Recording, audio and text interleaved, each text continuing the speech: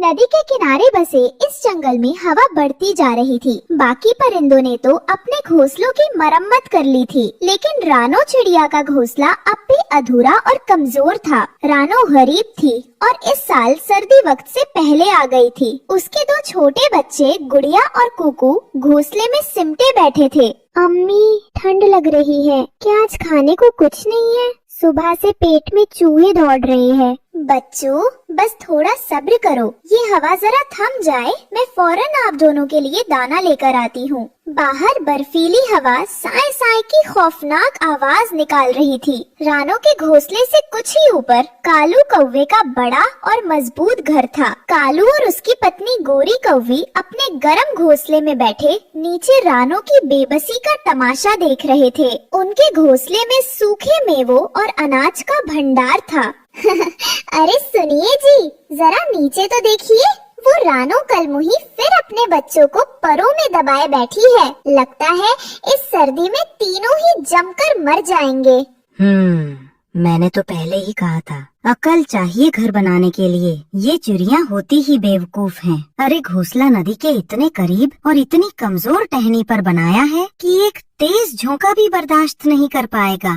रानो ने कालू और गोरी की बातें सुन ली। उसकी आंखों से आंसू बह निकले। कुछ देर बाद रानो के पुराने दोस्त हरिया तोता, हरियाली, बंटी कबूतर रानो का हाल जानने आए। वे सभी मौसम के बिगड़ते मिजाज से परेशान थे।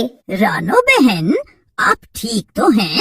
हमने सुना है आज रात बर्फानी तूफान आने वाला है। आपका घोंसला बहुत कमजोर लग रहा है। हाँ रानो भाभी, ये जगह महफूज नहीं है। नदी का पानी भी जमने लगा है और हवा सीधी आपके घोंसले से टकरा रही है। मैं क्या करूं बंटी भाई, जब से इनके अब्बू गुजरे हैं मैं अकेली पड़ गई हूँ। दिन भर मेहनत करके भी इतना नहीं जुटा पाती कि इन बच्चों का पेट भर सकूं। घोंसले की मरम्मत के लिए तिनके जमा करने का वक्त ही नहीं मिला। रानो बहन, हिम्मत रखिए, ये लो बच्चे, ये थोड़े दाने खा लो। हम बस आपको आगाह करने आए थे। हो सके तो बच्चों को लेकर किसी सुरक्षित खोखल में चली जाइए। रानो ने उनका शुक्रिया अदा किया। गुड़िया और कुकू ने जल्दी जल्दी दाने खाए। रात होते ही मौसम ने अपना रूप बदल लिया, जिसे ठंड का कहर कहते हैं। अम्मी, मुझे सांस नहीं आ रही।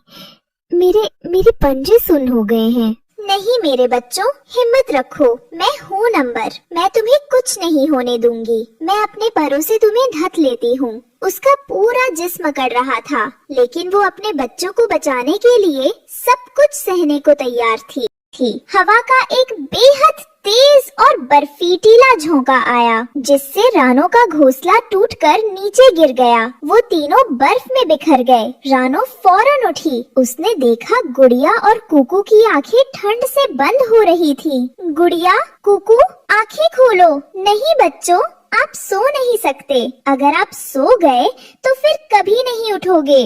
उठो मेरे लाल। तभी रानो को एक ही उम्मीद नजर आई। उसने अपने दोनों बच्चों को अपने पंखों में लपेटा और घिसटती हुई उसी पेड़ पर वापस चढ़ने लगी। रानो कालू के घोंसले के बाहर आती है। कालू भाई, दरवाजा खोलिए। कालू भाई, मेरी मदद कीजिए। अल्लाह के नाम पर दरवाजा खोलिए। कौन है इस तूफान में? अरे ये तो रानो है, क्या चाहिए तुम्हें? कालू भाई, मेरा घोंसला टूट गया। मेरे बच्चे मर रहे हैं। गुड़िया और कुकू ठंड से नीले पड़ गए हैं। खुदा के वास्ते बस आज रात के लिए अपने घोंसले के एक कोने में थोड़ी सी जगह दे दीजिए। मैं सुबह होते ही चली जाऊंगी। बस मेरे बच्चों को बचा लीजिए। दफा हो जाओ यहाँ से, हमारे पास फालतू जगह नहीं है तुम जैसी भिखारियों के लिए। और तुम्हारे इन गंदे बीमार बच्चों से हमारे बच्चों को भी बीमारी लग जाएगी। गोरी बहन, ऐसा जुल्म मत करो, ये भी तो बच्चे हैं। मैं इन्हें जमीन पर लिटा दूंगी। आपके बिस्तर को हाथ भी नहीं लगाऊंगी। निकल जाओ, हमें अपनी जान प्यारी है। तुम्हारे चक्कर में हम अपने बच्चों को खतरे में नहीं डाल सकते। कालू ने रानो को जोर से धक्का दिया। रानो बेचारी कमजोर लड़खड़ाकर वापस बर्फ में जा गिरी। रानो हिम्मत नहीं हारी। उसने सोचा, हरिया भाई और बंटी भाई जरूर मदद करेंगे। वो अपने बच्चों को लेकर हरिया तोते के घोंसले की तरफ बढ़ी। हरिया और बंटी के घोंसले भी तूफान से आधे उजड़ चुके थे। रानो बहन, आप इस हाल में? भाई, मेरे बच्चे। हम क्या करें रानो बहन, हमारे बच्चे खुद ठंड से अकड़ रहे हैं। हम आपको अंदर बुला भी ले तो यहाँ इतनी जगह नहीं कि हम सब समा सके। हमारे बच्चे भी मर जाएंगे। रानो अब हिम्मत हार चुकी थी। मुझे माफ कर दो मेरे बच्चों, तुम्हारी अम्मी तुम्हें नहीं बचा सकी। तुम्हारी अम्मी बहुत कमजोर है। तभी तूफान के शोर के बीच उसे एक और खौफनाक आवाज सुनाई दी। एक काला साया मंडरा रहा था। वो जंगल की सबसे खूंखार शिकारी चील थी। वो तूफान में शिकार की तलाश में निकली थी और उसकी गिद्ध जैसी नजरें रानो और उसके बेसुध बच्चों पर पड़ चुकी थी। वाह, किस्मत हो तो ऐसी। इस जानलेवा तूफान में 3-3 शिकार, वो भी एक साथ।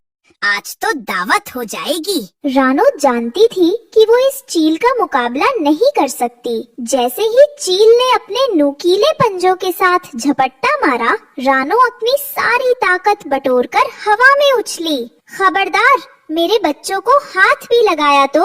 रानो ने अपनी पूरी ताकत से चील की एक आंख पर चोंच मार दी। मेरी आँख! तेरी ये मजाल, छोटी सी चिड़िया, तूने बहुत बुरा किया। अब तू देख, मैं तुझे और तेरे बच्चों को कच्चा चबा जाऊंगी। मैं अभी वापस आती हूँ। चील घने बादलों में गायब हो गई। रानो हांफती हुई नीचे गिरी। उसने पागलों की तरह बर्फ में कोई महफूज जगह ढूंढनी शुरू की। तभी उसकी नजर पास ही गिरे एक सूखे खोखले तने पर पड़ी। उसका सुराख बहुत छोटा था। कुकू, गुड़िया, बस थोड़ी हिम्मत और हम बच जाएंगे। रानो उस खोखले तने तक पहुंची। उसने कुकू को उठाया और उस सुराख के अंदर धकेल दिया। दोनों बच्चे उस तने के अंदर महफूज हो गए थे। अम्मी, आप भी अंदर आ जाइए। रानो ने अंदर जाने की कोशिश की, लेकिन सुराख छोटा था। मेरी जान, मैं यही बाहर ठीक हूँ। मैं दरवाजे पर पहरा दे रही हूँ ताकि कोई जंगली जानवर अंदर न आ सके। आप दोनों सो जाओ। रानो का जिस्म बर्फ से अकड़ रहा था।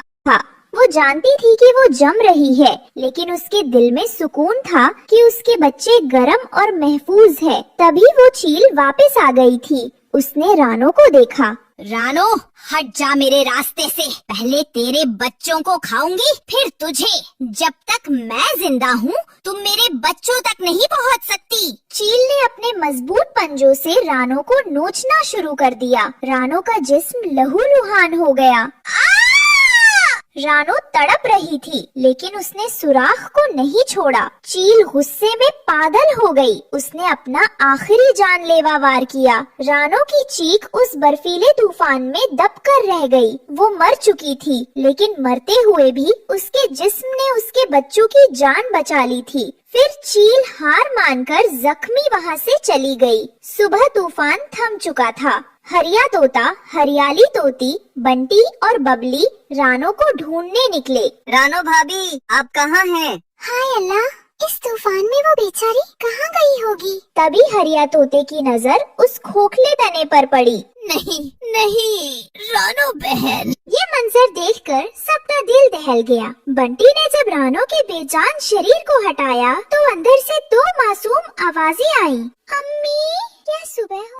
गुड़िया और कुकू, जो अपनी माँ के जिस्म की गर्मी और उस खोखल के सहारे जिंदा बच गए थे, बाहर निकले। उन्होंने देखा कि उनकी माँ बर्फ में खामोश पड़ी है।